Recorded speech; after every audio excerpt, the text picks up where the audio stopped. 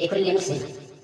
كيف تميز بين العقل عند المرأة والجنون وكيف تعلم من سيدة نساء عصرها تكون من قرأت وحفظت وعلمت بما في سورة النور هي سيدة زمانها تكون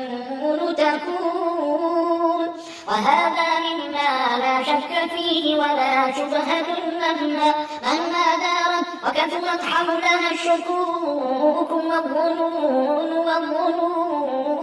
ففي سورة النور كنز لكل مسلمات لو علمت كيف تستخدمه لتركت من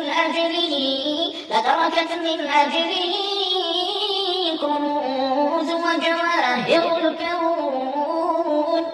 وأما من لم تقرأ ولم تعمل